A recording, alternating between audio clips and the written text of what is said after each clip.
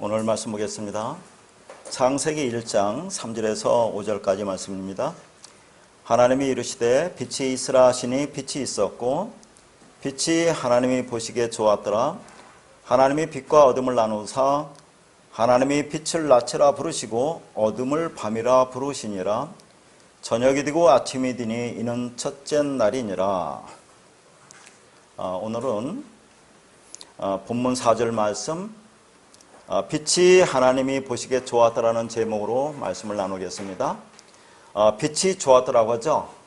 이 의미가 뭐라고 생각하십니까? 좋았더라, 좋았다가 토부입니다. 토부, 선이란 얘기죠. 그러면 빛은 선이다 그런 얘기죠. 왜 그렇습니까? 3절에 빛이 있으라 하신 그 빛은 말씀으로 존재하시는 예수 그리스도를 가리킨 거라고 했어요. 그러니까 그 빛은 선한 거죠. 진리죠.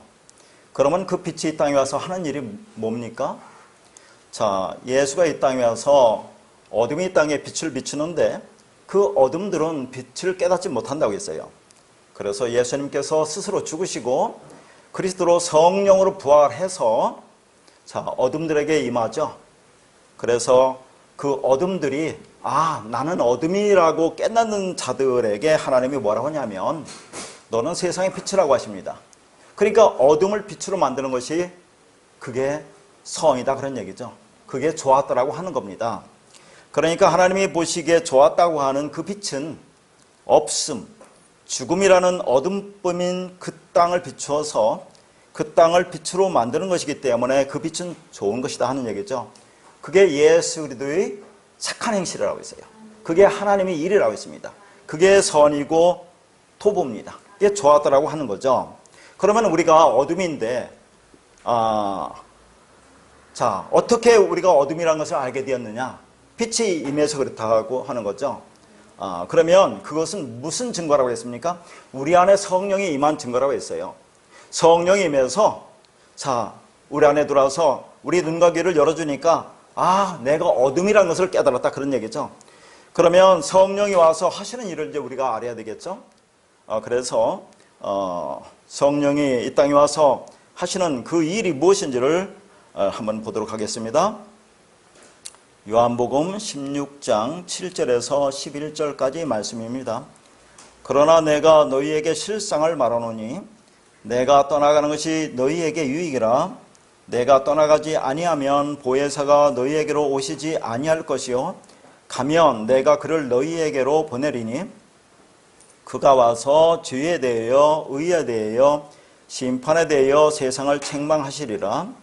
죄에 대하여 하면 그들이 나를 믿지 아니하며 의에 대하여 하면 내가 아버지께로 가니 너희가 다시 나를 보지 못하며 심판에 대하여 하면 이 세상 임금이 심판을 받았음이니라. 이 말씀은 전에 한 몇 번 말씀드린 그런 내용이죠. 왜 다시 이 말씀을 보느냐면 지금 우리에게 빛이 임해서 내가 어둠이라는 걸 깨달았어요. 그러면 그게 무슨 증거라고 한다고 했죠? 성령이 임한 증거라 그런 얘기입니다. 그럼 우리에게 성령이 임했다면 이 말씀이 뭔지 알아야 된다는 얘기예요. 이 말씀이 우리 안에서 일어나야 한다는 그런 말입니다. 그 전에도 말씀드렸고 여러분 지금 원고를 보면 이게 무슨 말인지 알겠지만 그런 것을 다 떠나서 내가 성령이 임했다. 나 안에 성령 오셨다면 이 말씀이 내 안에서 이루어져야 되는, 이 말씀이 내 말씀이 돼야 되고 이 말씀이 뭔지를 여러분이 알아야 된다 그 말이에요. 근데 오늘날 성령이 임하는 것을 뭐라고 하죠? 요즘에 유튜브 보면 100만 성령의 나타나심이라는 그런 내용들이 나오더라고요. 그러니까 성령이 나타나심이라는 그런 것을 성령이 불받아서 어떤 이상한 현상들이 나타나는 것을 성령이 오셨다고 그렇게 생각을 하지 않습니까? 왜 그러냐면 성령이 오셔서 하는 일이 이 요한복음의 16장에만 있는 게 아니라 고린도전서 12장에 보면 뭐라고 나와 있어요? 성령의 은사에 대해서 나오죠? 그 성령의 은사가 뭐라고 하느냐면 지혜의 말씀, 지식의 말씀, 믿음을 준다고 그래요. 병 고치는 은사를. 그 다음에 뭐냐면 능력 행함을, 예언함을, 영들 분별함을, 각종 방언과 방언을 통역함이라고 해요. 자, 이게 성령이 와서 하시는, 우리에게 주시는 은사라고 이제 이렇게 나오니까, 자, 이런 거 보면 전부 다 눈에 드러나는 거잖아요. 눈에 보이는 그런 내용들 아닙니까? 그런데 이 말씀을 자세히 보세요. 이게 무슨 말씀인가? 자, 기회가 되면 구체적으로 하나하나 볼 수 있겠지만, 여러분, 지금 말씀 안 드려도 이게 무슨 말인지 알겠잖아요. 자, 이런 보이는 걸 통해서 하나님은 보이지 않는 그 안에 진리를 지금 담아서 주시는데, 인간들은 전부 다 보이는 것만 추구하고 있더라, 그런 얘기입니다. 여러분, 신구약 성경을 통해서 우리에게 보여주는 것은 광야 40년 동안에 하나님께서 이 땅에 얼마나 많은 기적과 이사를 보여줬어요. 예수님께서 오셔서 공생의 3년 반 동안에 수많은 표적을 보여주었잖아요. 대표적으로 오병이어의 표적을 보여줬을 때 수많은 이스라엘 백성들이 열광하며 예수님을 따라다녔잖아요. 왜냐하면 육적인 그 양식을 얻기 위해서. 근데 예수님께서 내가 하늘에서 내려온 생명의 떡이라고 하잖아요. 내 살을 먹고 내 피를 마시는 자만 영생이 있다고 하니까 이게 도대체 무슨 말이야? 알지 못하고 다 떠났다고 하는 그런 내용이 나오지 않습니까? 그러니까 하나님께서 물론 사람에 따라서 복음을 전하는 그 방법이 다를 수가 있습니다. 어떤 사람에게는 그게 나타날 수가 있어요. 전혀 부정하지는 않습니다.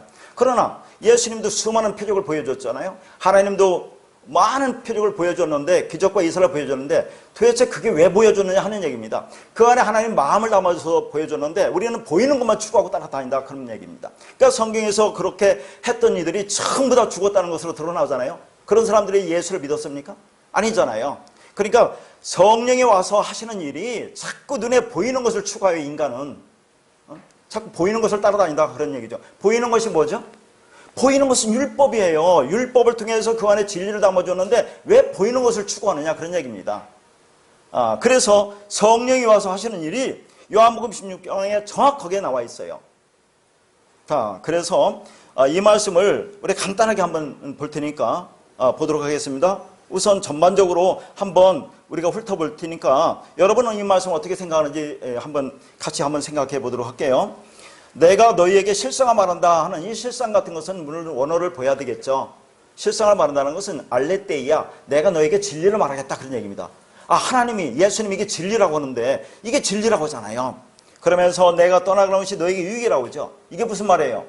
자, 뭐 여러분 알죠? 예수님 떠나간다는 게 뭡니까? 십자가 죽는 걸 얘기하는 거죠. 내가 죽는 것이 너희의 유익이야, 그런 얘기를 하면서 내가 떠나가지 않으면, 내가 죽지 않으면 보혜사가 너에게 오시지 않을 거라고 하죠. 보혜사가 뭡니까?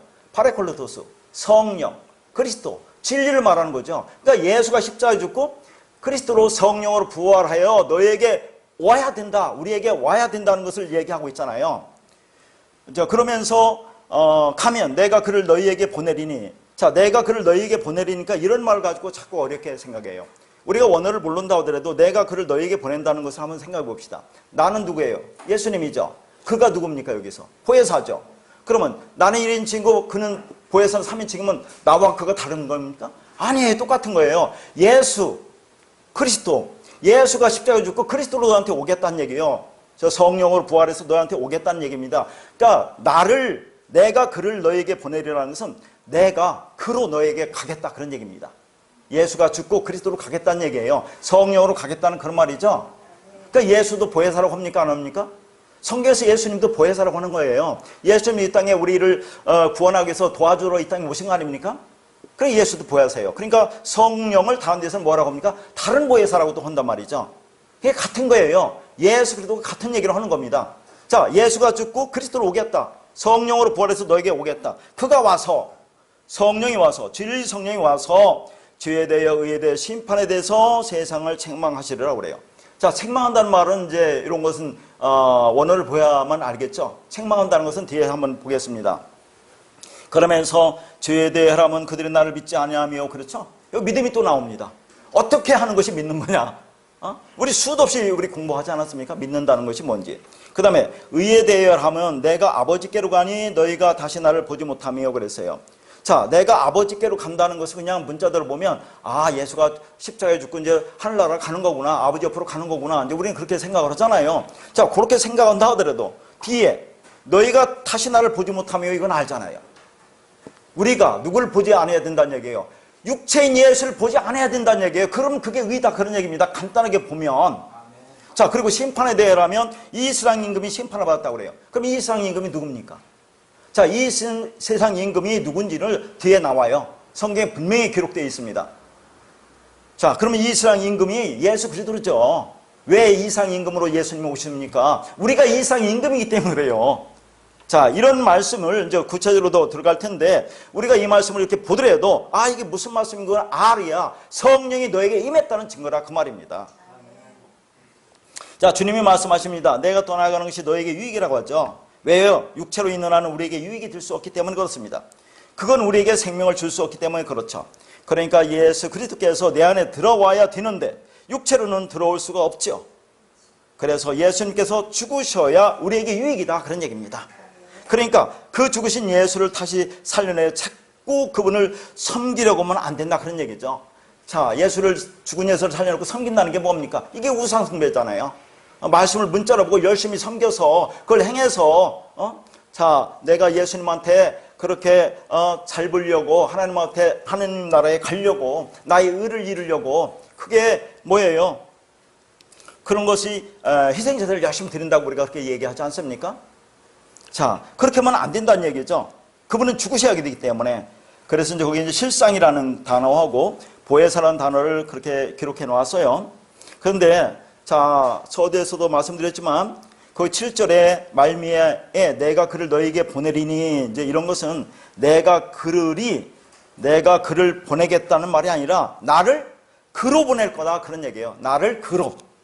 다시 말해서 내가 가서 보혜사를 보낼 건데 그게 나를 그로 너에게 보낼 것이다라는 말씀입니다. 더 정확히는 내가 그로 올 거야. 예수는 죽고 다른 보혜사인 성령으로 그리스도의 영으로 제자들에게 오시겠다는 그런 말이에요. 그렇게 그리스도로 오셔서 뭘 하시겠다고 하시는 겁니까? 죄에 대하여, 의에 대하여, 심판에 대하여 세상을 책망하시겠다고 합니다. 여기서 책망하다는 단어, 이런 건 이제 엘렌코라는 단어인데 이게 야단치 혼내준다는 말이 아닙니다. 아니, 생각해보세요. 우리를 어떻게 만들었죠? 혼돈과 공허와 흑암으로 텅 빈 것으로 없음으로 만들어놨는데 왜 너 그거 모르니? 라고 야단치겠습니까? 그런 말이 아니에요. 자, 내 백성은 이 말씀을 끝까지 성령이 임해서 가르쳐줘서 이 말이 뭔지를 깨닫게 하겠다, 그런 얘기입니다. 죄가 뭔지 의가 뭔지 심판이 뭔지 알으면 끝나는 거 아니에요, 여러분. 성경에 이보다 더 중요한 말이 어디 있겠어요, 그죠? 자, 그렇게 하겠다는 의미입니다. 그러니까 성령이 임한 자는 이게 무엇을 말하는지 알게 된다는 그 말이에요. 그러니까 이 말씀의 내용이 문자대로의 의미가 아니라는 것을 분명히 알아야 됩니다. 그래서 성령을 받지 않고는 이해할 수 있는 내용이 아니라는 것입니다. 첫째, 죄에 대하여 함은, 그러면서 예수님께서 죄를 설명하면서 너희가 나를 믿지 않는 것이라고 하죠. 자, 우리가 뭐 믿음이라는 말씀은 흔히 한 얘기인데 어떻게 하는 것이 예수 그리스도를 믿는 것이냐 하는 겁니다. 어떻게 하는 것이 믿느냐.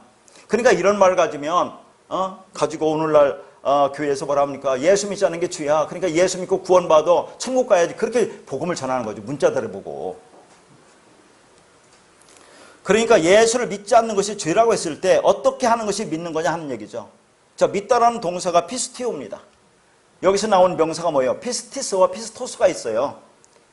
피스토스는 그 믿음이 든 자를 얘기하는 겁니다. 피스토스는 이걸 예수 그리스도를 가르칠 때, 하나님을 가르칠 때 피스토스라고 그래요. 믿음이라고 하는 겁니다. 자, 그러니까 이것은 인간에게 있어요, 없어요? 인간에게 없는 겁니다, 믿음이라는 것은. 왜 없다고 했어요? 아까도 말했지만 우리를 텅 빈 것으로 만들었다니까요. 없는 것으로 만들었어요.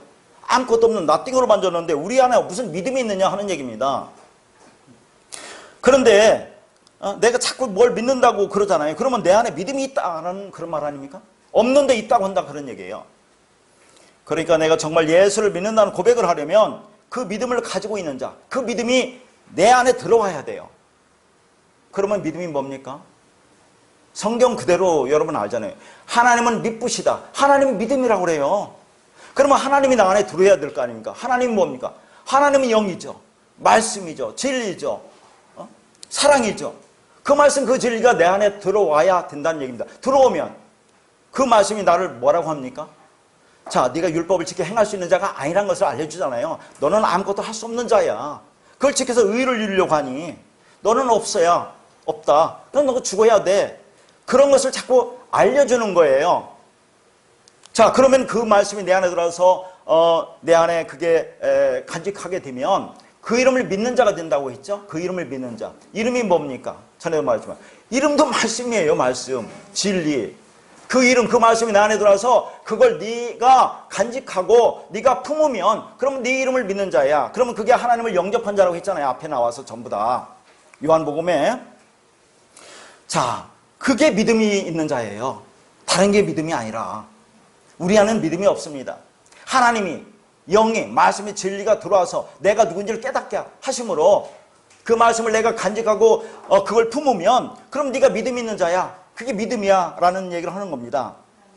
그러니까 하나님의 그 믿음이 너에게 들어가야 비로소 네가 믿는 자가 되는 거야 라는 것을 설명하고 있는 겁니다. 그러니까 그냥 내가 예수를 믿어요 라는 말은 믿는 것이 아니죠. 그건 정확하게 말해 율법으로 오신 예수의 진리를 알아먹지 못하는 세상의 무지를 가리키는 겁니다. 그러니까 계속해서 율법의 희생제사만 드리고 있잖아요. 그게 죄라 그런 얘기예요. 아니, 율법 희생제사라는 것이 뭐 다 알잖아요. 문자 그대로 보고 말씀을 보고 이걸 열심히 행해서 그 나라 가려고 하는 거. 자, 그렇게 나의 의를 이루려고 하는 거. 그게 전부 다 죄다 그런 얘기입니다. 그러니까 율법의 진리를 올바로 깨닫지 못하고 율법을 지켜서 의에 이르려 한 세상의 무지입니다. 그래서 이 율법의 진리를 설파하시던 예수를 죽인 거 아닙니까? 아니, 이스라엘 백성들이 예수를 죽인 것은 잘한 겁니까? 잘못한 겁니까? 일단은 예수를 죽인 건 잘한 거예요. 근데 왜 예수를 죽였는지 그들은 모르는 것이 문제라니까요. 우리는 반드시 예수를 죽여야 한다니까요. 아까 예수를 보지 않는 게 의라고 했잖아요. 율법을 우리가 그냥 보고 그것을 지켜 행할 수 있다고 하는 게 죄라니까요. 그래서 예수를 죽이는 것은 잘하는 건데 그들은 왜 예수를 죽이는지 그 의미를 모르니까 그게 죄다 그런 얘기입니다. 아니, 열심히 율법을 지키면서 행하던 그들을 독사의 새끼들이라고 하니까 죽인 거예요. 그게. 둘째, 의는 뭡니까? 자, 여기 이제 아버지께로 가니 이런 말이 좀 어렵죠. 아버지께로 가니. 그러니까 문자로 보면 예수님이 죽고 이제 하늘나라로 간다 이렇게 생각하는데 그래서 뭐라고 합니까? 너희가 나를 보지 못하는 것이요. 그게 의라고 하잖아요. 자, 아버지께로 가니라는 말은 아버지로 가니 그런 얘기다. 아버지로 가니. 그러면 성경의 아버지가 뭔지 알아야죠. 성경의 아버지가 뭡니까? 자, 히브리어로 아부. 아부는 하나님의 집, 하나님의 성전을 가리키는 그런 겁니다. 그러니까 자, 예수님이 죽으시고 아버지로 하나님의 집으로 자, 그리스도로 성령을 담은 성전으로 가서 내가 너에게 거하겠다. 그러면 더 이상 예수는 보지 않고 아버지의 말만, 진리만을 너희가 듣고 보고 간직하는 것. 그게 의야. 그런 얘기를 한 거예요. 그러니까 예수를 보지 않는 게 의라 그런 얘기를 한 겁니다. 내가 아버지로 가면 그러면 그전 역사 속의 그 예수가 필요가 없는 겁니다.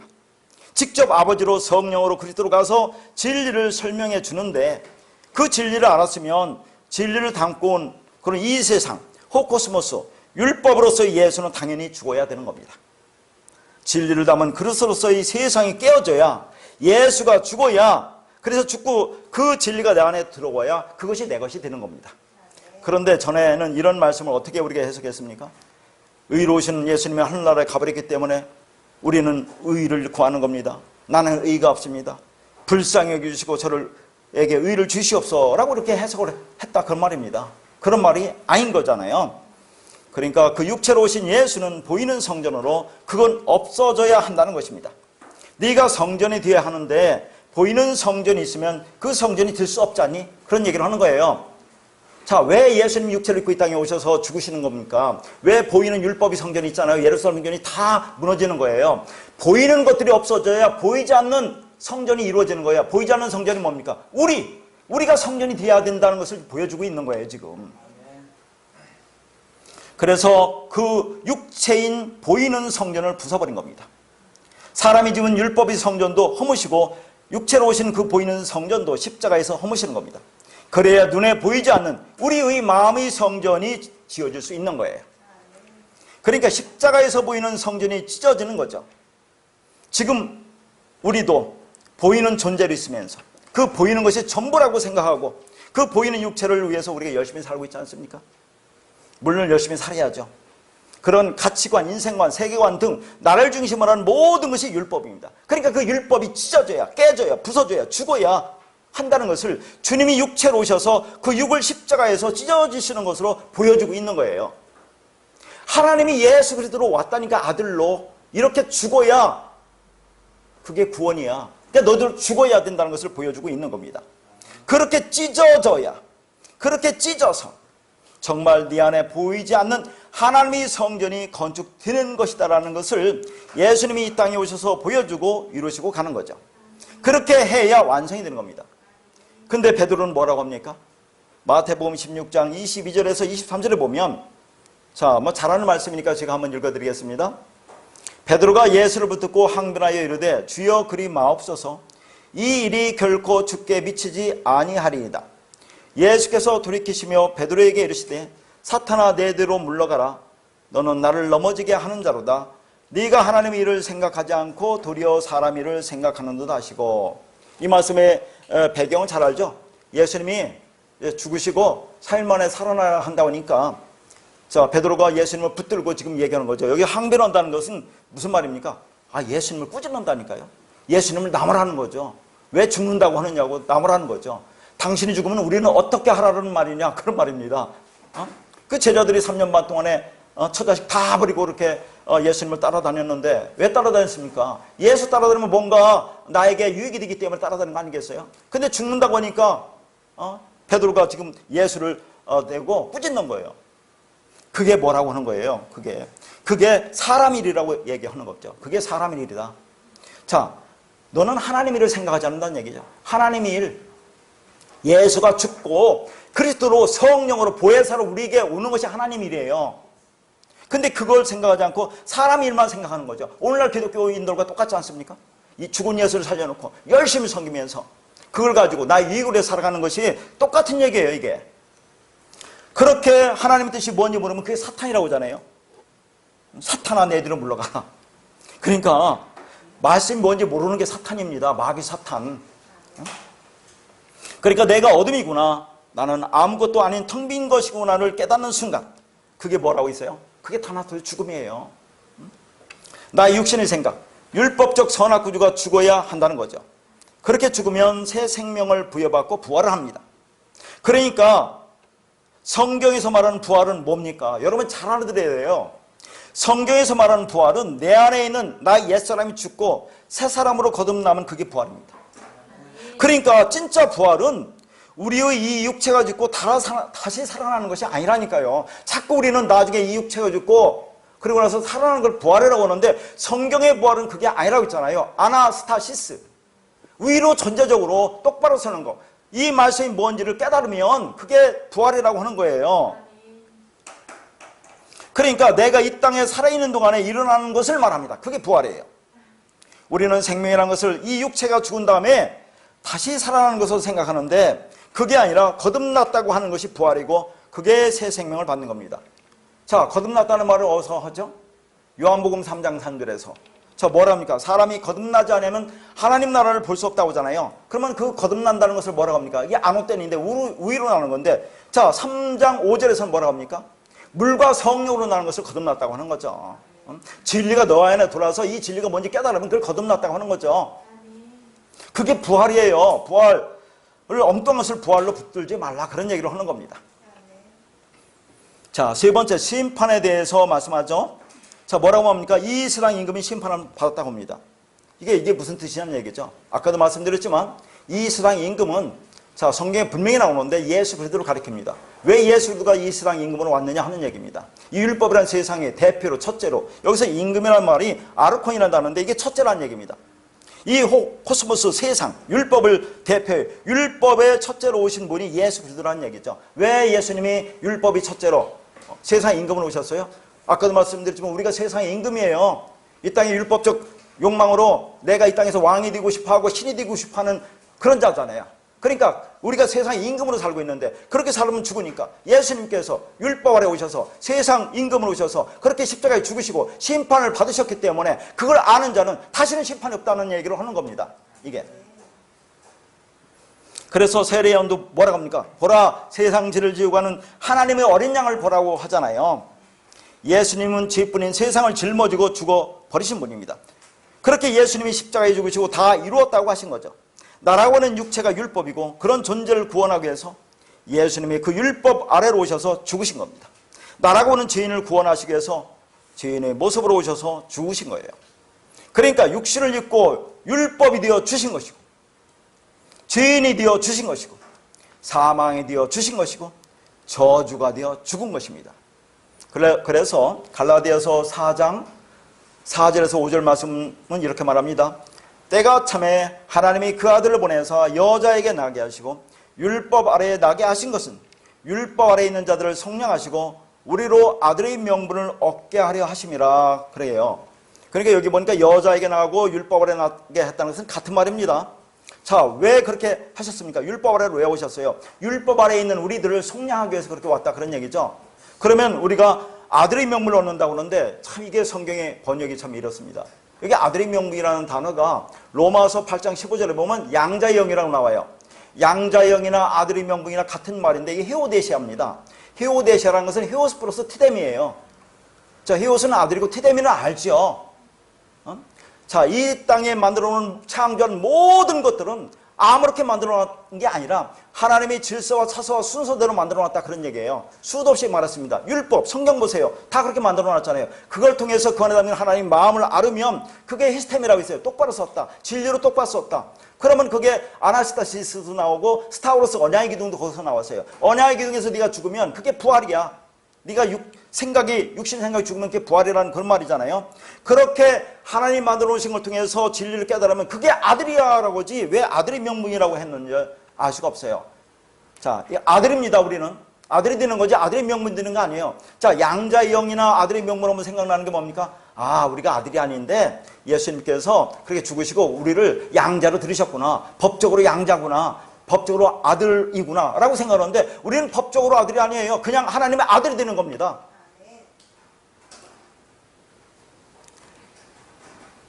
그러니까 지금 요한복음의 이 말씀은 주님 자신이 세상의 임금이 되어서 십자가에서 심판을 받았다는 말입니다.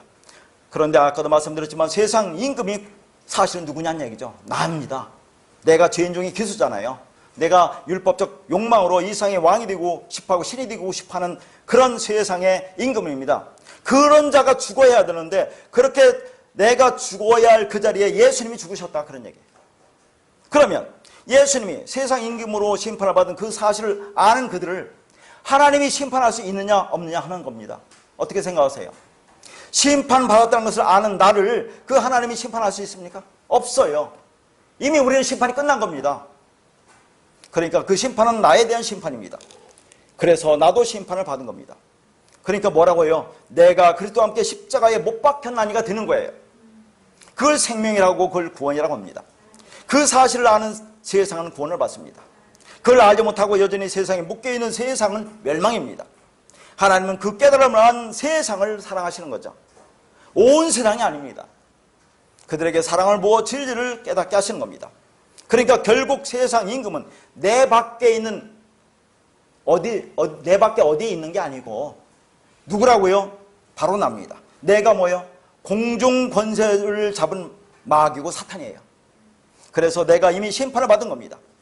그러면 어둠인 줄 모르고 살았던 내가 그 심판을 받았다는 것은 이제 어둠인 그 땅이 뭐가 되었다는 거예요? 빛이 되었다는 그런 얘기예요. 그래서 예수님이 이 땅에 오셔야만 했던 겁니다. 그러니까 그분이 오시지 않았다면 어둠은 그냥 어둠으로 남아있을 뿐이죠. 자, 그러면 이상 임금이 우리가 이상 임금인데 자, 그런 이상 임금을 구원하기 위해서 오신 이상 임금이 성경에서 누구라고 하는지 볼게요. 자, 요한복음 12장 31절에서 33절입니다. 이제 이 세상에 대한 심판이 이르렀으니 이 세상의 임금이 쫓겨나리라. 내가 땅에서 들리면 모든 사람을 내게로 이끌겠노라 하시니 이렇게 말씀하시면 자기가 어떠한 죽음으로 죽을 것을 보이심이로라. 자, 여기 보니까 세상 임금이 나오죠. 세상 임금이 쫓겨난다고 했죠. 아까 요한복음 16장의 세상 임금과 똑같은 단어입니다. 그런데 그 세상 임금이 쫓겨나는데 어떻게 된다고요? 땅에서 들린다고 하죠. 자기가 어떠한 죽음으로 죽을 것을 보이심이라고 하죠. 이걸 누구를 가리키는 겁니까? 예수 그리스도 십자가 죽음을 가리키는 거예요. 그러니까 세상 임금은 예수 그리스도를 가리키는 거예요. 거기서 세상 임금이 쫓겨나리라. 이 쫓겨나리라가 쫓겨가 에크발로라는 단어인데 이게 내 던지는 겁니다. 나리라가 엑소라는 단어인데 문 밖으로 그런 얘기예요. 문 밖으로 내던지는 겁니다. 세상 임금을 문 밖으로 내던진다 그런 얘기죠. 그러면 문 밖은 어디겠습니까? 옛 성전 문 밖을 얘기합니다. 그러니까 히브리서 기자가 예수님이 영문 밖으로 나가셨다고 하셨죠. 포도원 농부들이 주인의 아들을 죽여서 포도원 울타리 밖으로 던져 버리셨잖아요. 그러니까 주님은 당신께서 영문 밖으로 던져지는 것을 당신이 세상의 첫째, 세상의 대표가 되어 세상에게 쫓겨나는 것으로 지금 말씀하고 있는 거예요. 그렇게 땅에서 성전에서 당신이 들려야 많은 이들이 당신이 맺어지는 열매로 살아날 수 있다고 얘기하는 겁니다. 자, 이 말씀을 이렇게 정확하게 여러분이 아셔야 되는 거죠. 그게 성령이 임했다는 거죠. 내가 빛이 되었다는 겁니다. 그래서 다시 한번 지금까지 있는 것을 한번 간단히 보면, 자, 너에게 많은 이적을 보여주셨던 예수님께서 말씀하십니다. 나를 그로 보낼 것이다. 다시 말해서 내가 가고 죽고 보혜사로 오겠다고 하죠. 그러니까 그가 와서란 말은 뭐예요? 내가 죽고 오는 나를 의미합니다. 주님께서 그 언약의 기둥에서 달려 죽으셔야 그리스도로 올 수 있는 거죠. 예수님은 역사상 눈으로 확인할 수 있는 두 번째 성전으로 말하는 성전이라고 했죠. 그럼 첫 번째 성전은 뭡니까? 보이는 성전, 율법의 성전, 예루살렘 성전. 역사상 성전은 전부 다 무너졌습니다. 그러니까 두 번째 성전이 무너져야 한다는 것을 뭐라고 하죠? 자, 첫 번째 성전을 어떻게 표현합니까? 돌 위에 돌이 하나도 남지 않고 다 무너져 버릴 거라고 표현을 하는 거죠. 그렇게 무너지는 것처럼 두 번째 성전 예수도 십자가에 죽어야 한다고 말합니다. 그렇게 죽고 그리스도로 성령으로 부활하죠. 자, 그러면 그게 뭐예요? 그게 세 번째 성전이야. 그러면 그 세 번째 성전 보혜사가 우리 안에 들어와서 나와 연합되어 하나가 되면 네가 세 번째 성전이지. 그게 마음의 성전이지. 보이지 않는 성전이지. 이걸 지키기 위해서 내가 왔다고 지금 말씀하고 있는 거예요. 그러니까 그 그리스도가 진짜 성전이라는 것을 알려주시고, 이제 내가 너희에게 들어가면 다 무엇이 되는가 하면 너희도 성전이 된다는 거죠. 하나님의 영이 성령에 관한 성전이라고 하는 겁니다. 그러니까 그가 와서라는 말은 예수의 죽음을 의미하는 겁니다. 보혜사로 오려면 반드시 있어야 되는 것은 예수님 먼저 어떻게 하셨어요? 십자가의 죽음을 뭐라고 하죠? 예수님이 십자가의 죽으심을, 그걸 다나토스 죽음이라고 해요. 그러니까 다나토스 죽음은 예수님 먼저 죽으신 거라니까요. 육이 죽고 그리스도로 오는 걸 다나토스 죽음이라고 해요. 그걸 말씀의 완성으로서의 죽음이라고 하는 거죠. 하나님이 계획하신 구원의 섭리대로 그렇게 십자가에 달려야 그리스도로 진리영으로 오실 수가 있는 겁니다. 그러니까 그가 와서는 다나토스를 의미하는 것으로, 그 다나토스가 이루어지면 뭐예요? 이제 죄에 대하여, 의에 대하여, 심판에 대하여 말씀한다고 하는 겁니다. 그러니까 예수님이 다나토스 죽음을 죽으면 육으로 죽고 성령으로 부활해서 우리 안에 와서 지금 뭐에 대해 얘기하는 거예요? 죄에 대하여, 의에 대하여, 심판에 대해서 얘기한다는 거죠. 근데 여기서 가장 중요한 것은 죄가 가장 중요합니다. 죄가 뭔지를 알아야 돼요. 죄가 뭔지 알면 의가 뭔지 알고, 그러면 우리가 심판을 면한 겁니다. 그래서 이걸 정확히 알아야 되는데, 이 말씀을 또 어디서 말하냐면 고린도전서 15장 55절에서 56절에 보면 그렇게 말합니다.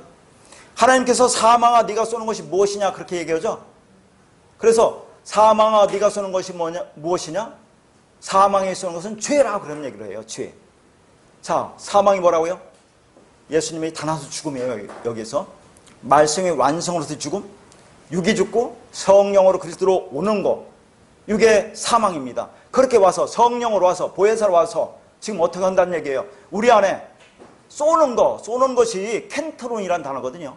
이 켄톤이라는 단어는 다 했던 말씀인데 뾰족한 막대기로 지금 쿡쿡 찌르는 겁니다. 우리 안에 와서. 자, 그렇게 죽고 성령으로 그리스도로 우리 안에 온다는 것은 그냥 오는 게 아니라 지금 뾰족한 막대기로 우리를 쿡쿡 찌르는 겁니다. 자, 죄가 뭔지 아니? 죄를 깨달아야지. 그렇게 얘기를 하는 거죠. 거듭 얘기하면 죄가 뭡니까?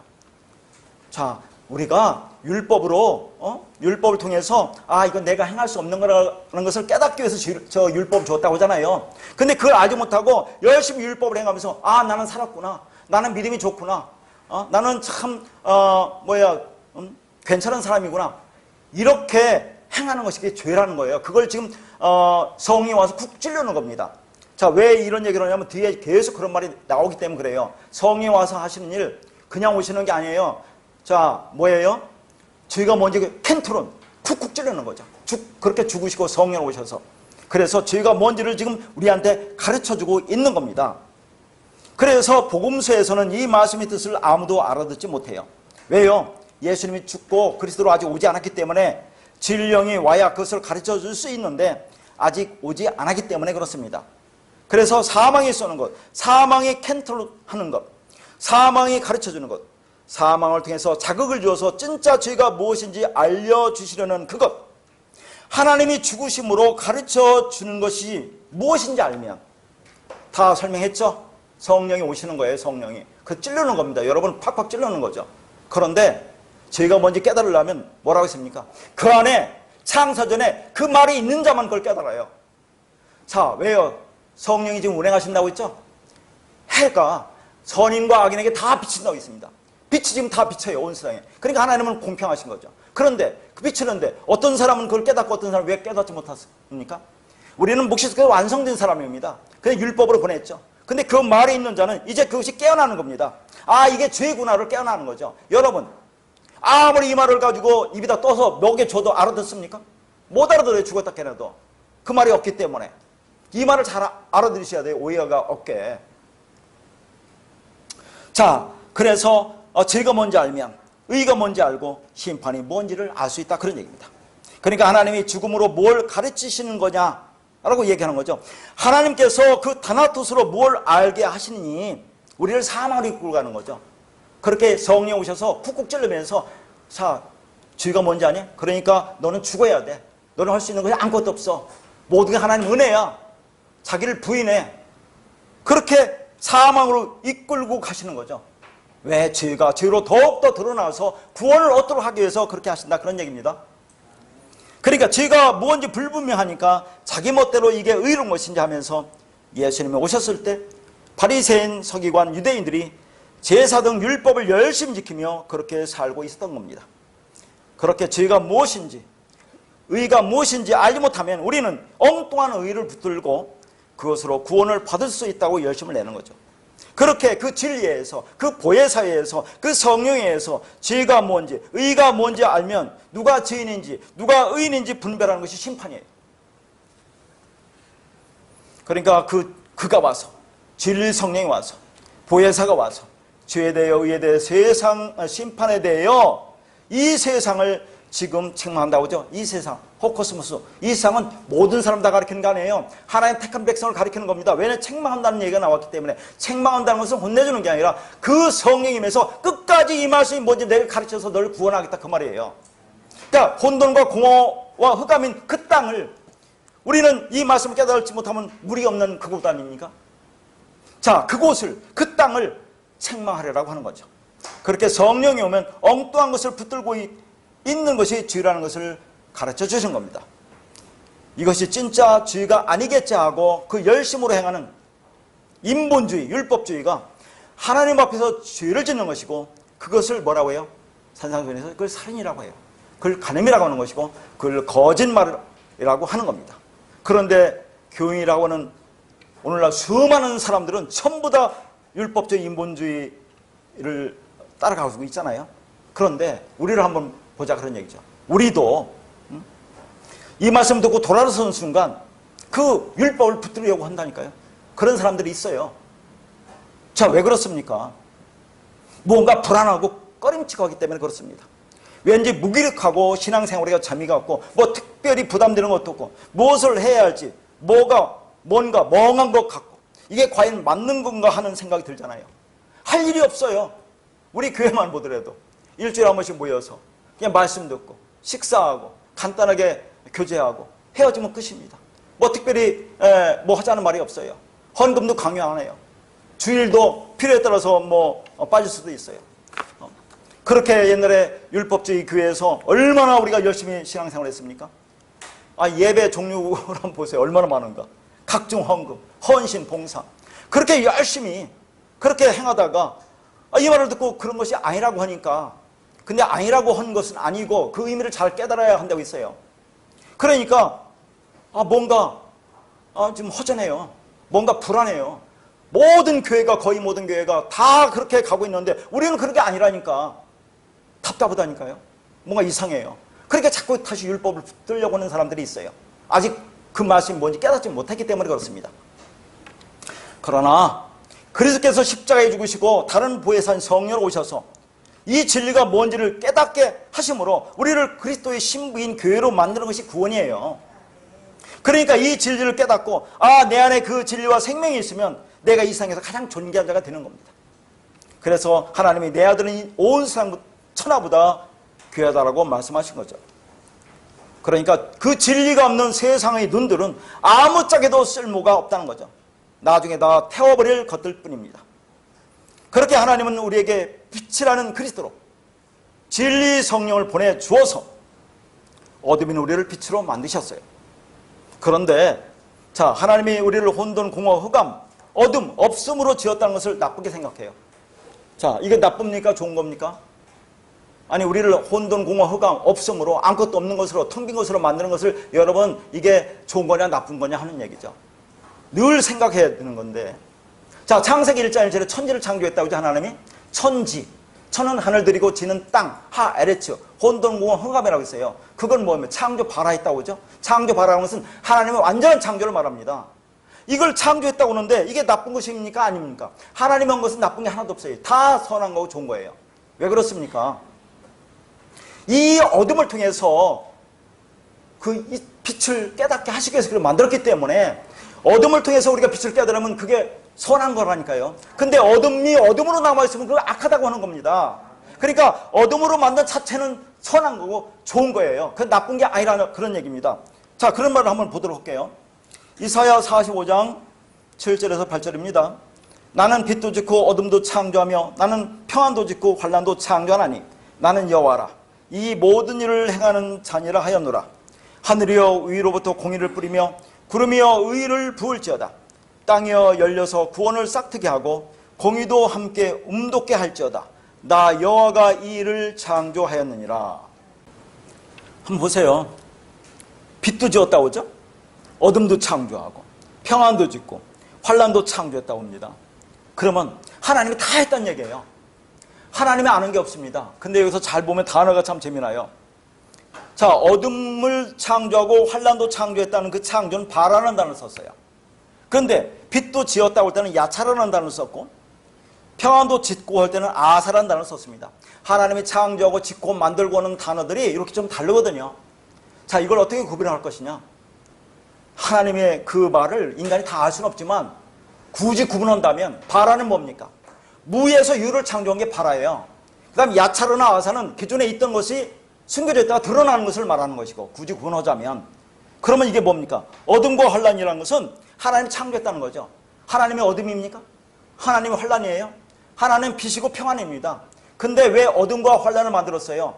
어둠과 환란을 통해서 빛과 평안이 뭔지를 알려주게 만드는 거예요. 없던 것을 만들어 놓은 겁니다. 그래서 그걸 통해서 깨달으면 네가 빛이 되고 네가 평안이 된다는 것을 보여주고 있는 거예요. 그러니까 모든 것을 다 하나님이 창조했다고 하는 거예요. 그런데 나의 입장에서 보면 이건 좋은 거, 저건 나쁜 거라고 율법적 선악구조에서 판단한다 그 말이죠. 그런데 하나님은 빛도 짓고 어둠도 짓고 평안도 짓고 환란을 지었다고 한다니까요. 왜 그렇게 했느냐. 그러니까 모든 것을 하나로 볼 수 있는 눈을 가져야 한다는 것을 말하고 있습니다. 성경은. 하나님 입장에서는 다 하나예요. 그러니까 우리에게 이제 환란이 당했어요. 어려움이 당했잖아요. 얼마나 힘듭니까? 이 땅에 살면서. 근데 그걸 누가 만들었다고요? 하나님이 만들었다고 한다니까요. 뜻이 있기 때문에 만들어서 우리한테 보낼 거 아닙니까?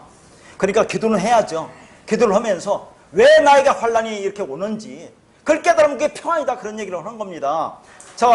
기도를 안 하는 말이 아니죠. 해야 되는데 그 의미를 깨달으면 된다 그런 얘기죠. 그러니까 나 여호와라 이 모든 것을 다 행했다고 한다는 얘기죠. 그러니까 어떤 사람들은 좋은 일 있으면 하나님의 은혜라고 생각하고 감사한다고 하는 것은 좀 우스운 일이에요. 물론 감사는 해야 되겠지만 그 의미를 정확하게 깨달아야 되지 않겠느냐 하는 겁니다. 그러니까 이 땅은 없음으로 만들었어요. 그러니까 왜 그렇게 지었느냐 하는 거죠. 다시 말합니다. 거듭 얘기지만 텅 빈 것으로 생명이 없는 것으로 만든 이유가 있을 거다 하는 얘기죠. 그게 뭐라고 합니까? 없음을 알아야 있음이 뭔지 알기 때문에 그렇습니다. 배고픔이 뭔지 알아야 배부름을 알 수 있기 때문에 그래요. 어둠이 있어야 빛이 뭔지를 알 수 있기 때문에 그걸 가르쳐주기 위해서 우리를 먼저 어둠으로 만든 겁니다. 생명이 뭔지를 알 수 있게 하기 위해서 우리를 생명 없음으로 지은 거예요. 그래서 그 생명이 뭔지 알면 그게 하나가 된다 하는 거죠. 그러니까 있는 것과 없는 것은 같은 겁니다. 하나님 입장은 같은 거예요. 그래도 우리도 하나님과 똑같은 입장이 되어야 한다는 겁니다. 하나가 되어야 돼요. 자, 그러면 자 7절과 8절을 보세요. 7절은 하나님이 다 이루었다, 다 하나님 하신다 그렇고 8절을 좀 말씀을 하고 있거든요. 자, 8절을 한번 다시 한번 읽어볼게요. 한번 생각해 보세요. 하늘이여 위로부터 공의를 뿌리며 구름이여 의를 부을지어다. 땅이여 열려서 구원을 싹트게 하고 공의도 함께 움돋게 할지어다. 나 여호와가 이를 창조하였느니라. 이 창조라는 것은 구원이라는 말입니다. 이렇게 내가 너희를 창조했다, 구원했다 그런 얘기예요. 여기 보니까 뭐와 뭐가 대조됩니까? 하늘과 땅이 대조되어 나오는 거예요. 자, 그래서 하늘에서 뭐를 말합니까? 공의를 뿌리고 의를 부으라고 하잖아요. 근데 땅은 열려라 그런 얘기를 하는 겁니다. 그러면 땅이 열려라 한다는 것은 이제 명령을 하고 있어요. 하나님이 땅은 열려서 그렇게 하라고 하는데, 자, 땅을 열려라 한다는 것은 땅은 뭐라는 얘기예요? 닫혀 있다는 거죠. 하늘과 땅을 대조하는데 하늘은 열려있고 땅은 닫혀 있다는 거죠. 하늘은 빛이고 땅은 어둠이라는 얘기예요. 그러면 닫혀있는 땅, 어두운 것을 어떻게 여느냐 하는 얘기를 하는 거죠. 자, 위에서 하늘에서 공의를 뿌리고 의를 부어준다고 그랬죠.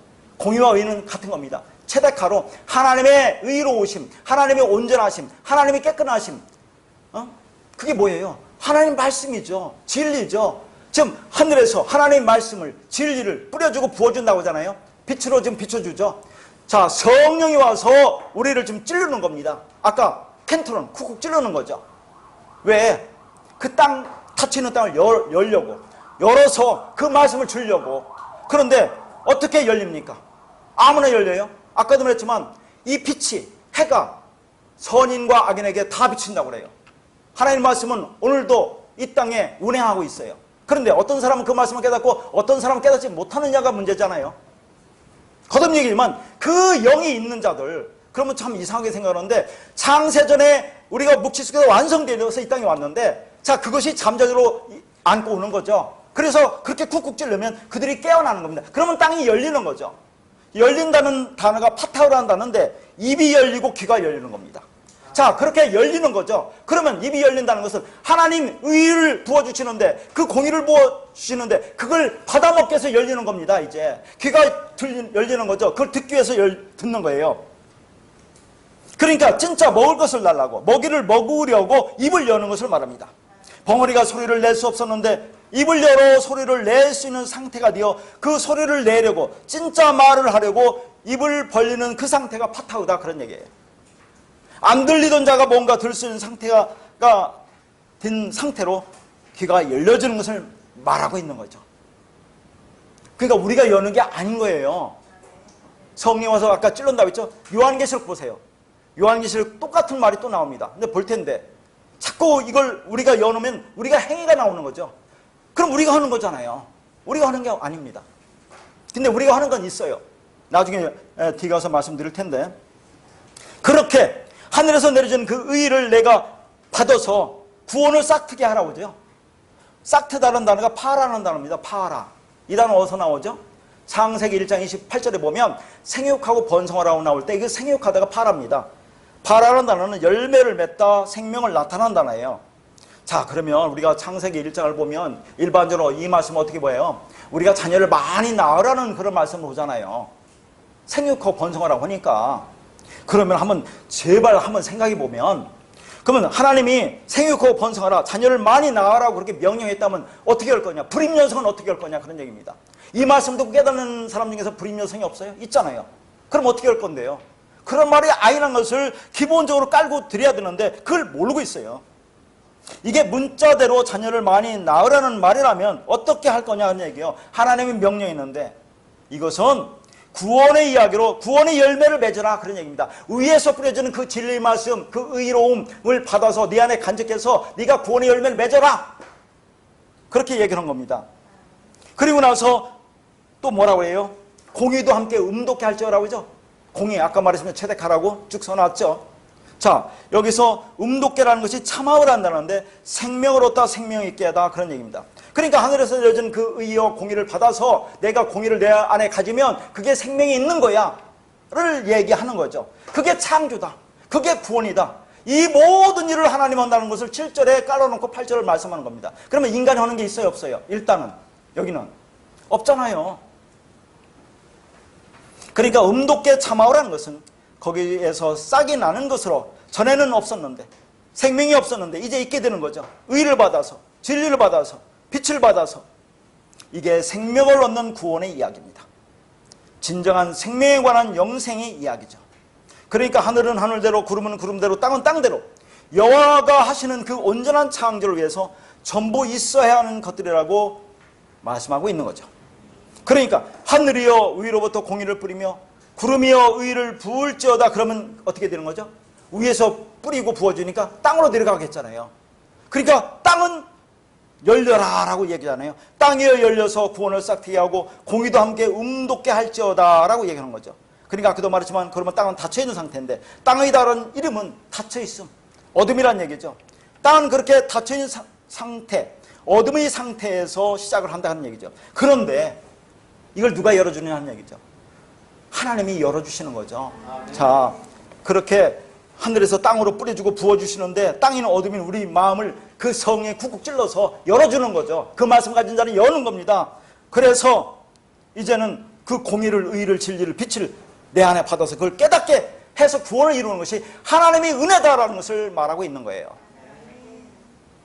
그렇게 땅이 열려야 하늘로부터 내려지는 공의, 구름에 의해 쏟아 부어지는 그 의의 말씀이 싹트게 열매를 맺게 될 것이 아니냐는 말씀입니다. 그래야 의롭다 하심을 받아 구원에 이를 수 있기 때문에 그렇습니다. 다시 말해서 닫혀있는 그 땅이 파타오 열리는 것은 자, 그분의 은혜에 의해서 이제 우리가 먹기 위해서 입이 열리고 말하려고 입이 벌어지고 듣기 위해서 귀가 열리는 거다 하는 얘기죠. 그러니까 닫혀있음이라는 그 땅을 지으신 하나님은 그 닫혀있음을 통해서 무엇이 있다는 것을 설명하는 거죠. 닫혀있다는 것을, 땅은 닫혀있다는 걸 통해서 하늘은 열려있다. 어둠이라는 걸 통해서 빛이 있다는 것을 설명하는 거죠. 그걸 깨달으면 그게 구원이야. 그게 창조라고 얘기하는 겁니다. 하늘을 향하여 열려있음을 설명할 방법이 없으니까 하나님이 땅이 닫혀있게 하심으로 그 닫혀있다는 것이 무엇인지를 알게 되면 그 열려있음이 있다는 것을 알고 그 진리를 바라볼 거 아닙니까? 하늘을 바라볼 거 아니에요? 위를 바라볼 거 아니에요? 열려있음이 뭔지 깨닫게 하시려는 그 땅들을 향한 하나님의 그 사랑의 설명이 땅이 닫혀있음이었다는 그런 말입니다. 그러니까 닫혀있다, 열려있다, 어둠이다, 빛이다 하는 것은 우리 생각이지 하나님 입장에서는 똑같은 거다 하는 얘기입니다. 그래서 지금 8절의 말씀이 구원의 여정을 간단한 한 절로 설명하고 있는 것입니다. 그러니까 이게 없음의 땅을 생명으로 끌어올리는 작업이에요. 위에서 부어주는 그 진리 구름, 공의를 부어주는데 땅이 열리면 그걸 받는 겁니다. 은혜로 인해서. 그러니까 땅이 열린다고 하는 것은 빛을 받았다는 거예요. 이제 우리 존재를 깨달았다는 그런 얘기입니다. 그런데 열리지 않으면 어떻게 됩니까? 땅이 열리지 않고 닫혀있으면 그러면 그 땅 그대로 닫혀있는 상태로 남아있는 것이고 그러면 생명이 음독해 할 수가 없다 그런 얘기죠. 그러니까 성경을 통해서 은혜를 받으려면 하나님의 입장이 되어서 성경 말씀을 보여야 된다 하는 얘기입니다. 하나님의 입장에서. 더 정확히 말하면 하나님과 내가 하나가 되지 않으면 그 말씀이 담고 있는 하나님의 마음을 우리가 알 수가 없어요. 그러니까 하나님이 그 마음을 받아 말씀과 인생과 역사가 담고 있는 그 내용이 무엇인지를 볼 수 있는 것보다 더 중요한 것은 없는 것입니다. 그렇게 하나님의 마음을 하다 하나님이 지으신 모든 것을 하나님의 눈으로 마음으로 볼 수 있는 것이 뭐라고요? 구원인 것이죠. 그게 하나님이 아들이 되는 겁니다. 그러니까 우리가 의롭게 된다는 것은 우리가 하나님 마음을 받는 거죠. 하나님 사랑을 받는 겁니다. 그래서 야고보서 2장 10절에 누구든지 온 율법을 지키다가 그 하나를 범하면 모두 범한 자가 되나니라고 말씀하는데 어떻게 인간이 모든 율법을 다 지켜서 의롭다 하심을 얻을 수가 있습니까? 그러므로 이 땅에 사는 사람들 중에 율법을 지켜서 의롭다 할 자는 아무도 없어요. 로마서 3장 10절에 의인은 없나니 하나도 없으며 라고 말씀하고 있잖아요. 자, 마지막으로 자 이사야 말씀과 같은 내용의 말씀 신약에서 요한계시록 말씀을 보도록 하겠습니다. 요한계시록 3장 20절입니다. 볼지어다 내가 문 밖에 서서 두드리노니 누구든지 내 음성을 듣고 문을 열면 내가 그에게로 들어가 그와 더불어 먹고 그는 나와 더불어 먹으리라. 자, 이 말씀 보면 제가 생각나는 그런 일이 있습니다. 여러분, 지난날 우리가 신앙생활하면서 송구 영신 때 되면 교회에서 목사님들이 그 말씀 좋은 구절을 뽑아서 코팅하잖아요. 그래서 바구니에 담아놓습니다. 그러면 한 사람씩 헌금 봉투 들고 헌금 바구니에 넣고 그걸 뽑아요. 뽑는데 어느 해인가 제가 이 말씀이 뽑혔어요. 얼마나 좋은 말씀인지 한번 보세요. 자, 지금 예수님이 문 밖에 두드린대요, 하나님이. 그럼 내가 열기만 하면 됩니다, 이제. 내 열심만 내면 돼요. 내가 연다고 나오죠, 내가. 그러니까 내 행위가 나와야 될 거 아닙니까? 내 열심이 나온다고죠. 그렇게 내가 열심만 하면 이제 영적인 양식, 육적인 양식이 다 주어진다는 얘기죠. 그분과 더불어 먹고 마신다고 하는데 이보다 더 좋은 일이 뭐가 있겠어요? 흥분되잖아요, 이 말씀 받고. 이게 그런 말입니까? 이게 이사야 말씀, 아까 본 말씀과 같은 말이에요. 위에서 지금 공의를 뿌리잖아요. 빛을 부어줍니다. 성령이 와서 지금 두드리는 거예요. 그러면 여기는 내가 문을 연다고 했죠. 내가 문을 연다. 아까도 땅이 열린다고 했죠. 누가 하느냐 그런 얘기를 하는 겁니다. 그러면 내가 문을 연다는 의미가 뭔지를 좀 알아야 되는 게 지금 이게 중요하지 않습니까? 그러니까 이게 어떤 상황이냐면 율법의 성전, 율법의 감옥 안에 갇혀있는 모습을 그려놓은 거예요. 이게 지금 율법이 감옥에 갇혀있는데 너희가 거기서 어떻게 나올 거냐 하는 것을 말하고 있거든요. 누구든지 내 음성을 듣고 문을 열라고 하십니다. 우리가 그 문을 열지 않으면 하나님은 우리 안에 들어오지 않는다는 말이잖아요. 그러면 구원은 누구에게 달린 것이냐 하는 거죠. 누구에게 달렸습니까? 내가 문을 열어야 되니까. 나에게 달린 거예요. 우리에게 달린 거라니까요. 그럼 행위를 요구하는 거 아닙니까? 그럼 우리가 지금까지 공부한 건 다 거짓말 아니에요? 이게 행위라면, 내가 해야 한다면, 그럼 이게 무슨 말이냐 하는 거죠. 그러니까 그 율법의 감옥, 오간에 그들이 왜 갇혀있다고 했어요? 그 율법이 좋으니까. 율법을 지키면 나한테 유익이 되니까. 그리고 율법이 두려워요. 그걸 지키지 않으면 하나님이 나한테 불이익을 줄 것 같으니까 그 율법의 감옥에 갇혀있어요. 자, 이 말씀과 비슷한 말씀이 또 어디 있어요? 그러니까 성경이 전부 다 엮여지는 거예요. 제가 말씀이 자꾸 길어지는 것은 조금만 하려고 해도 그냥 말씀이 줄줄이 여기 나오기 때문에 참고 지금 줄여서 하는데도 길어져요. 그게 어디 나옵니까? 여러분 산상순에 나오잖아요. 마태복음 5장 26절에 뭐라고 나옵니까? 네가 한 푼이라도 다 갚기 전에는 결코 거기서 나오지 못하리라. 그런 얘기 나오죠? 똑같은 말 아닙니까? 한 푼이라도 남김없이 여기도 다 갚는다고 나와요. 지가 갚는다는 얘기가 뭐라고 했어요? 갚는다고도 해석됩니다. 나중에 한번 볼 때가 있어요. 받는다고 했어요. 이게 너희가 한 푼이라도 남김없이 다 받기 전에는 한 푼이라도 남김없이가 뭐라고 했습니까? 이건 뭐 수도 없이 한 얘기입니다. 에스카토스 코드란테스. 고드란테스 네 중에 하나를 네가 받으면 뭘로 받아? 사랑으로 받으면. 그러니까 성경 전체 말씀을 계명에 열로 줬는데 그것을 위에 다섯 아래 다섯으로 설명하잖아요. 그 아래 다섯으로 예수님이 설명하는데 그걸 닛으로 설명합니다. 근데 그 닛을 뭘로 알아요? 사랑으로 깨달아 알으면, 그러니까 성경 전체를 사랑으로 진리로 하나로 알으면 그럼 율법에서 나온다 그런 얘기죠. 어떻게 봤습니까? 그 성령이 와서 지금 찔른다니까요. 이 말씀을 우리한테 와서 깨우쳐 주잖아요. 눈과 귀를 열어주셔서 이 성경 말씀이 뭔지를 알려주시고 그걸 사랑으로 하나로 받으면 그럼 율법의 감옥에서 나온다는 그런 얘기 아니에요? 여기도 갚는다고 하는데 받는 겁니다. 여기도 연다고 하는데 여는 걸 어떻게 열 거냐? 아까 땅이 열린다고 하는데 땅이 열리는 게 어떻게 열릴 거냐? 하는 거죠. 자, 그러면 여기서 한번 보면 여기서 문 밖에 서서 두드리는 이가 핵심입니다. 문 밖에 서서 두드린다. 자, 문은 어떤 문이겠어요? 양의 문. 양의 문은 뭡니까? 자, 예루살렘 성의 양의 문은 제물로 들어가는 양이 들어가는 문이에요. 죽으로 들어가는 문. 그럼 양의 문이라는 것은 뭡니까? 예수 그리스도의 십자가의 죽음을 얘기하는 거잖아요. 자, 거기 서서 문 밖에부터 볼까요? 밖에라는 것은 거기 에피라는 단어인데 위에 위로라는 것이고 서서가 히스템입니다. 히스템이 얼마나 많이 나오는지 몰라요. 자, 그러니까 양의 문, 예수 그리스도라는 십자가가 위로 똑바로 섰다 그런 얘기죠. 서서라고 하는 히스템이라고 하는 것은 진리를 깨달아 알았다 그런 얘기입니다. 우리가 그러면 언약의 기둥이 세워지는 거 아닙니까? 자, 이건 완료예요. 묵시 속에서 완료되어 있다고 하는 얘기입니다. 이 언약의 기둥 십자가가 쓴 것은 묵시 속에서 완료되어 있다는 것을 의미해서 이 문 위로 똑바로 섰다, 이것이 완료로 되어 있어요. 성경에. 그렇게 어린 양인 자, 예수 그리스도라는 그 십자가가 위로 똑바로 즉 세워졌죠. 이게 완료된 거죠. 언약이 성취됐죠. 언약이 완성된 겁니다. 그러면 누가 나와요? 예수 그리스도 성령 보혜사가 온다는 걸 또 얘기하는 거죠. 보혜사가 와서 지금 두드리는 겁니다. 두드린다는 단어가 뭐냐면 크로라는 단어예요. 이것 보면 생각나는 게 뭡니까? 산상수훈에서 마태복음 7장 7절에 구하라 찾으라 두드리라. 아이테오 제테오 크루. 그 크루와 똑같은 단어예요. 그러니까 먼저 우리가 두드리는 겁니다. 자, 우리는 아무것도 안 넣는다고 하니까 진짜 아무것도 안 넣는 건 줄 알아요.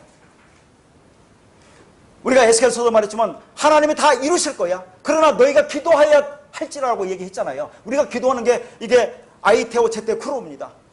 자, 구하고 찾고 두드리라고 했어요. 두드리는 겁니다. 부수는 거예요. 하나님, 창사전에 나를 진리로 만들어줬는데 이 땅에 물에서 그 진리를 깨닫게 해주신다고 했잖아요. 진리를 주신다고 했죠.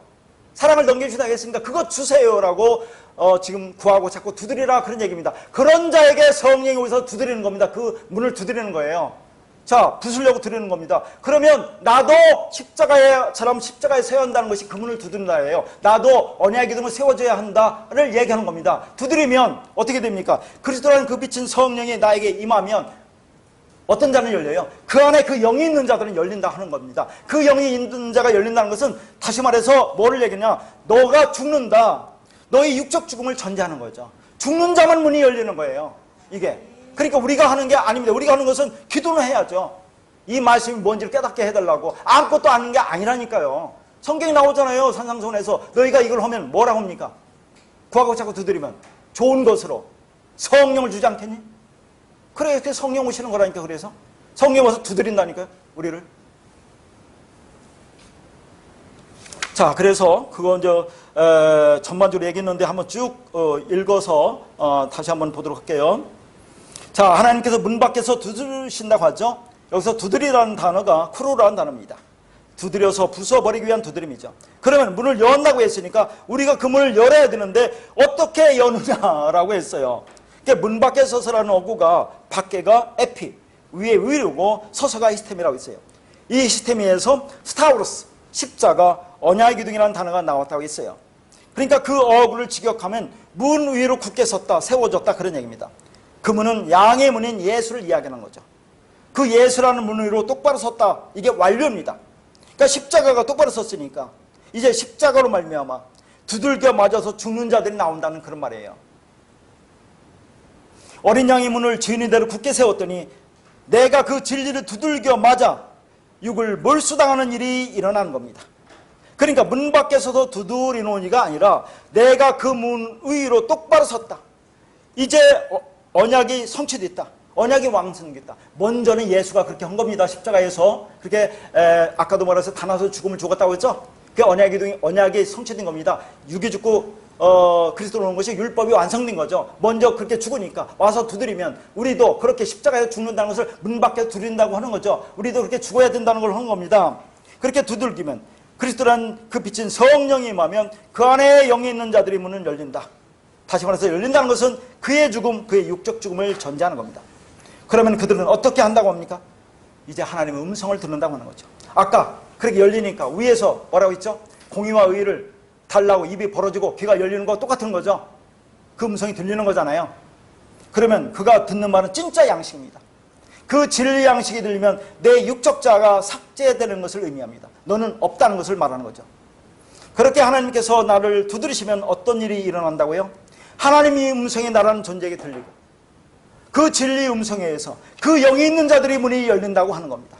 그러면 그때 그 그리스도의 영이 내 안으로 들어와 그 양식으로 나와 함께 먹는다고 하는 거죠. 이게 뭐예요? 생명의 양식이죠. 아까 생명이 음돋게 공의가 음돋게 할지어다 똑같은 거죠. 의가 내 안에 들어오면 의가 있으면 그럼 생명이 있게 된다 하는 거죠. 생명의 양식을 우리가 이제 먹고 구원이 임한다 하는 것을 얘기하는 겁니다. 그걸 창조라고 표현한 거죠. 그렇게 내가 네 안에 들어가 내 양식으로 너와 같이 먹을 거야 라는 그런 말이죠. 그러니까 그리스도가 내 안에 문을 열고 들어오시는 거죠. 이제는 내가 열어놨으니까. 그러면 이제 나로 처소를 삼는 거죠. 그러면 내가 뭐가 됩니까? 아들이 되는 거예요. 나를 새로운 피조물로 질서 안에 내시는 겁니다. 그리고 그 그리스도 영, 그 진리, 그 말씀이 아버지가 되는 거죠. 그래서 내 안에 진리를 아버지라고 하는 거죠. 정리하는 겁니다. 그 생명을 가진 나 자체가 하나님의 처소인 아버지, 뭐가 돼요? 하나님의 성전이 되는 겁니다. 그래서 예수님도 내 안에 아버지가 계시고 아버지 안에 내가 있다고 말씀하셨던 겁니다. 이런 상태가 되는 것이 구원이에요. 그러니까 아까 이사야의 말씀, 위에서 뿌려주고 부어주는 것을 그 빛에 의해서, 그 성령에 의해서 땅 어둠이 열려서 그걸 받게 되면 공의와 함께 생명이 음돋게 된다고 표현하는 겁니다. 이게 창조라는 거죠. 이게 구원이라는 거죠. 그러니까 땅을 텅 빈 것으로 없음으로 창조했다는 것은 하나님 보기에 좋은 거예요. 그 자체는 그것이 뭔지 모르는 것이 악이지. 그래서 창세기 1장 2절에 하나님이 영혼을 운행하신다고 표현했잖아요. 이게 바로 위에서 본, 앞에서 본 위에서 부어주는 은혜, 성령을 통해서 우리가 구원을 얻게 되는 하나님의 그 구원의 과정을 간단한 한 구절 속에 담아내고 있는 거죠. 그러니까 성령이 우리를 흑암으로 없음으로 지어놓고 그 땅 위에 운행하시는 겁니다. 왜요? 그 땅을 생명으로 만들기 위해서 그렇습니다. 그러니까 이 모습이 성령을 통해서 없음으로 지어진 땅적 존재들에게 생명을 불어넣는 그 행하심을 표현하고 있는 것입니다. 그러니까 우리가 없음이라는 걸 깨닫게 하는 것은 성령의 조명이 반드시 필요한 거예요. 그렇게 없음으로 지어놨는데 성령이 운행해서 깨닫게 해주지 않으면, 운행을 하는데 깨닫게 해주지 않으면 그대로 남아있는 겁니다.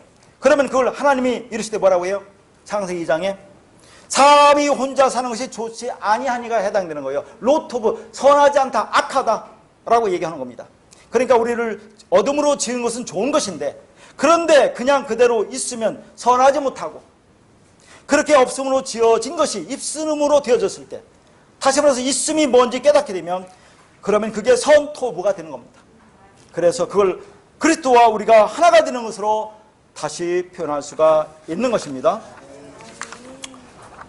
그렇게 창세기 이 말씀이 어둠인 우리에게 빛으로 오셔서 내가 어둠이라는 것을 깨닫게 하시고, 어둠인 나와 빛이신 그리스도와의 연합으로 우리를 빛이라 불러주시는 예수 그리스도의 진리 복음으로 들려질 때 이 창세기 말씀이 불법을 부추기는, 불법을 부추긴다는 게 뭡니까?